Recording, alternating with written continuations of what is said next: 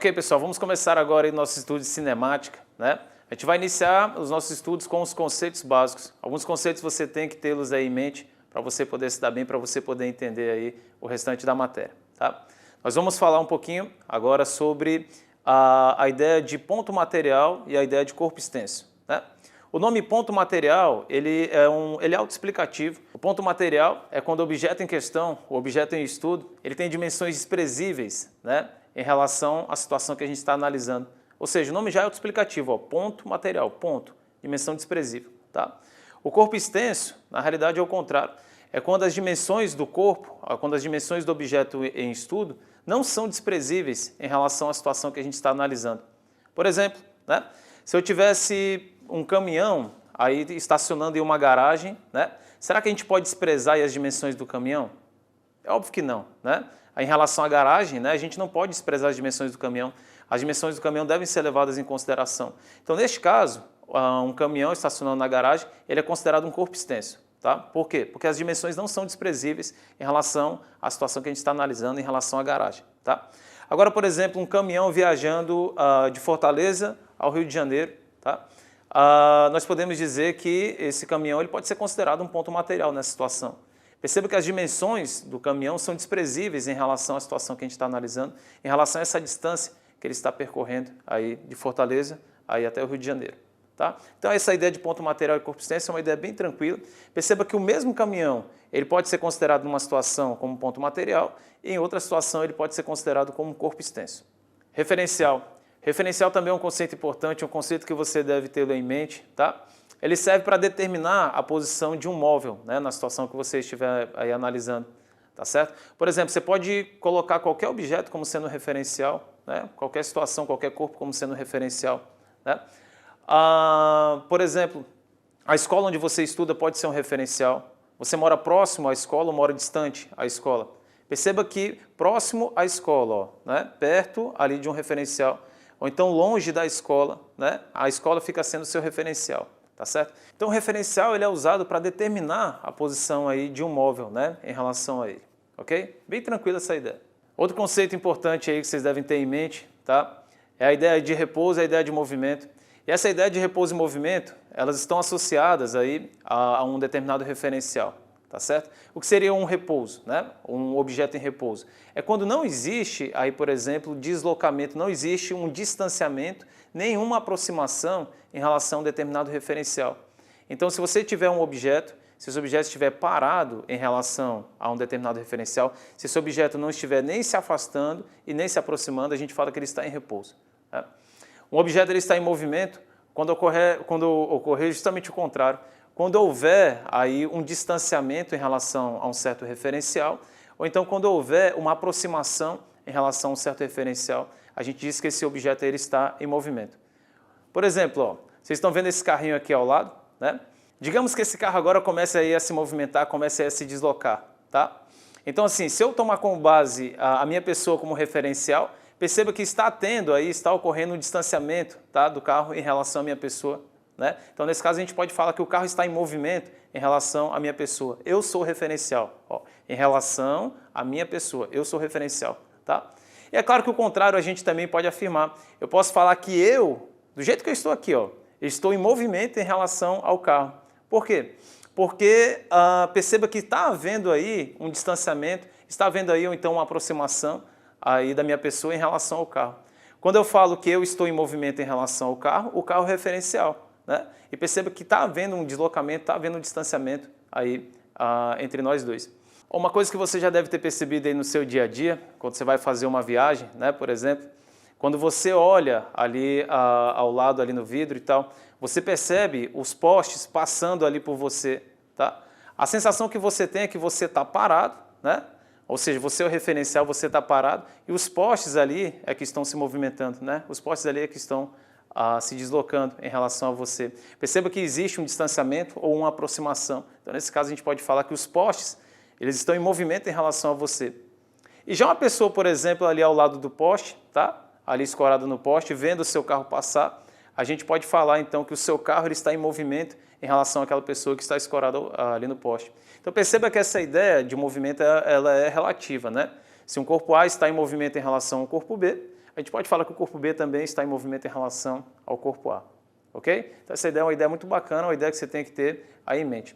O motorista do carro, no caso, para o motorista do carro, o carro para ele está parado. Por mais que o carro esteja a 100 km por hora, para o motorista o carro está parado. Por quê? Porque não existe distanciamento, não existe aproximação do carro em relação ao motorista. Mas para uma pessoa que está fora do carro, existe esse movimento, porque existe uma aproximação ou um distanciamento em relação a essa pessoa que está fora do carro. Outro conceito importante aí para a gente é o conceito também de trajetória. A trajetória nada mais é do que o caminho, né, desenvolvido aí pelo móvel em relação a um determinado referencial. Um detalhe importante, a trajetória que está sendo descrita aí pelo objeto depende do referencial que você adota. Isso é uma coisa muito importante. Digamos que nós temos aí uma população precisando de mantimentos e um avião vai ficar encarregado de fazer a distribuição desses mantimentos. Só que o avião ele não vai descer, ele vai lançar os mantimentos lá de cima. Tá? Perceba que a trajetória descrita pelos mantimentos depende do referencial, tá certo? Quando os mantimentos forem liberados, né, vocês vão perceber que a trajetória descrita aí pelos mantimentos será aí para a gente um arco de parábola, né? Ali para o pessoal da população, eles vão visualizar um arco de parábola, uma meia parábola, tá certo? Perfeito. Já o piloto do avião, ele não vai visualizar a trajetória em forma de arco de parábola, não. Na realidade, o piloto do avião, ele vai visualizar os mantimentos caindo em uma linha reta vertical. Tá? Então, para o piloto do avião, ele visualiza, colocando referencial no piloto do avião, ele vai visualizar a trajetória dos mantimentos em forma retilínea, de maneira retilínea, né, numa linha reta vertical. Já a população vai visualizar aí os mantimentos eles caindo, né, num arco de parábola, numa meia parábola. Perfeito? Aí você deve estar se perguntando, poxa, mas por que isso daí acontece? Por que a trajetória de um vai ser um arco de parábola e por que a trajetória do outro vai ser aí uma linha reta vertical? Né? Na realidade, para a população visualiza dois movimentos, tá? Dois movimentos aí dos mantimentos. Né? Os mantimentos, para a população, eles vão se deslocar tanto na horizontal quanto na vertical. Tá? Então são dois movimentos e isso vai gerar para a gente aquele arco de parábola. Né? Já para o piloto do avião, perceba como os mantimentos estão dentro do avião inicialmente, tá? A gente pode falar que a velocidade dos mantimentos na horizontal e a velocidade do avião na horizontal, as velocidades são iguais.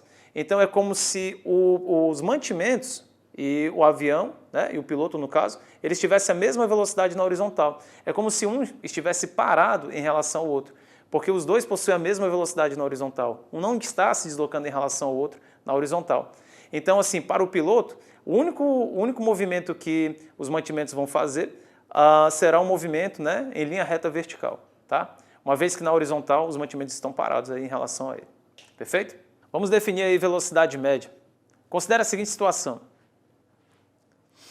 Um viajante partindo de Fortaleza, especificamente da placa 30 km, com destino a Natal, especificamente aí na placa 450 km.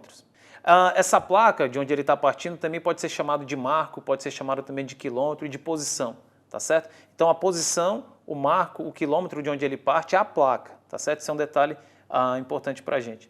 Digamos que esse viajante parta às 12 horas de Fortaleza, da placa 30 km, e chegue a Natal às 18 horas, a placa de 450 km.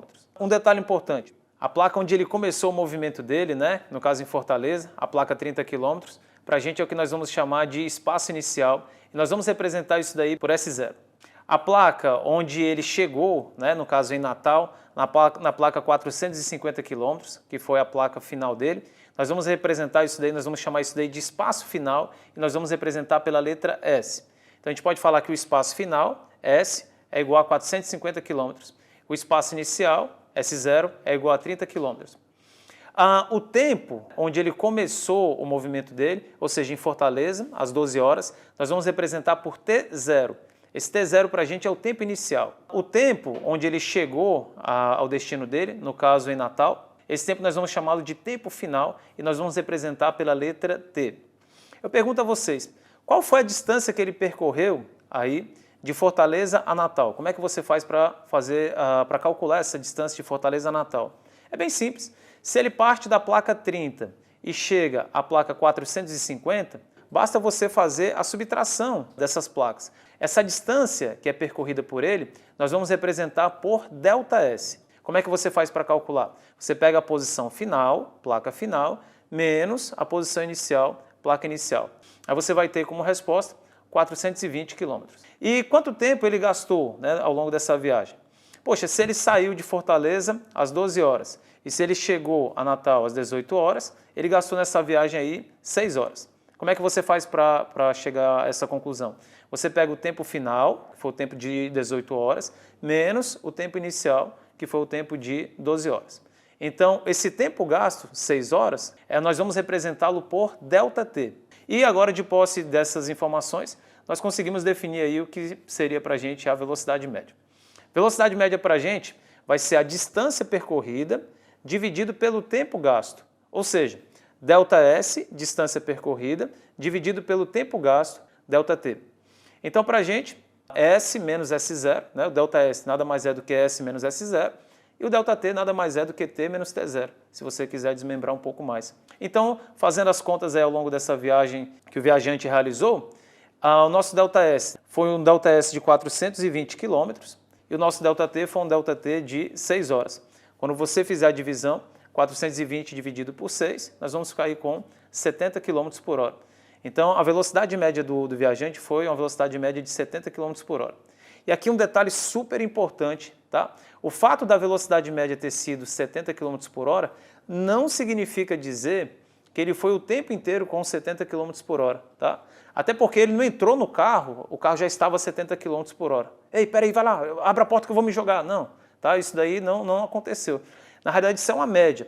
Teve momentos em que o carro ficou parado, teve momentos que ele reduziu a velocidade, teve momentos que ele acelerou, teve momentos, então, ao longo da viagem, que ele pode ter ido com a velocidade acima de 70 km por hora, ou algum trecho ter ido com 100, 120, e alguns trechos ele poderia ter ido com menos velocidade, com 40, com 50 km por hora, tá certo? Então, o fato de ser velocidade média 70 km por hora não significa dizer que a velocidade dele foi o tempo inteiro 70 km por hora, tá certo?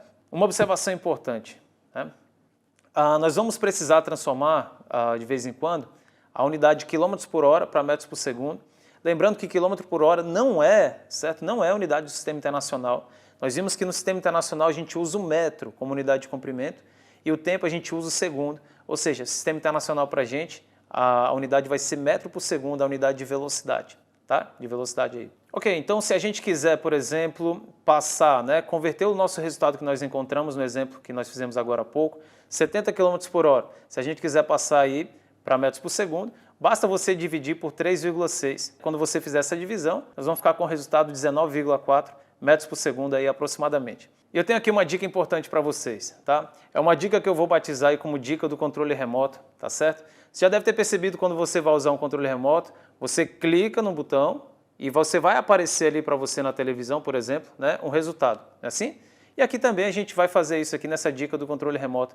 Nós vamos montar um triângulo, ele vai ser o nosso controle remoto, e nós vamos dividir esse triângulo da seguinte maneira. Você vai traçar uma linha na horizontal e uma linha na vertical. À sua esquerda você vai colocar velocidade média, VM. Na parte de cima do triângulo você vai colocar o ΔS, a distância percorrida, e na parte inferior à sua direita você vai colocar o ΔT. E sempre que você quiser alguma dessas grandezas, ou velocidade média, ou ΔS, ou ΔT, basta você clicar na grandeza que você quer. Por exemplo, se eu clicar na grandeza velocidade média, ó, velocidade média, aí o que aparece para a gente? ΔS sobre ΔT. Se eu quiser, por exemplo, a grandeza ΔS, eu vou clicar, aí vai aparecer para a gente velocidade vezes ΔT, ó, velocidade ao lado do ΔT vezes. E se eu precisar, por exemplo, da grandeza ΔT, do tempo gasto, eu clico no ΔT, aí vai aparecer para a gente ΔS sobre velocidade. Você consegue achar aí o tempo que foi gasto ao longo do movimento lá do corpo. Ok, vamos ver agora dois casos particulares aí de velocidade média, dois casos aí super importantes para a gente, ok? Primeiro caso, primeira situação importante, é quando a gente tem um móvel percorrendo distâncias iguais com velocidades diferentes. Por exemplo, digamos que um móvel, né, percorra uma distância x qualquer com a velocidade v1 e em seguida ele vai percorrer essa mesma distância x anterior, só que agora com a velocidade v2. Se a questão pedir para você calcular a velocidade média ao longo do percurso todo, basta você fazer 2 vezes o produto dividido pela soma. Ou seja, velocidade média vai ser igual a 2 vezes v1 vezes v2 sobre v1 mais v2. O segundo caso particular para a gente é quando a gente tem o móvel percorrendo distâncias diferentes em tempos iguais. Nesse caso, vamos considerar a seguinte situação, que o móvel parta com a velocidade v1 e fica com essa velocidade durante um tempo ΔT. E depois, ele muda a velocidade para v2 e fique com essa velocidade durante o mesmo tempo ΔT. Se a questão pedir para você calcular a velocidade média nesse caso, você vai fazer a média aritmética das velocidades. Ou seja, você vai somar as velocidades e dividir por 2. Então, continue acompanhando nossas aulas. Vamos lá.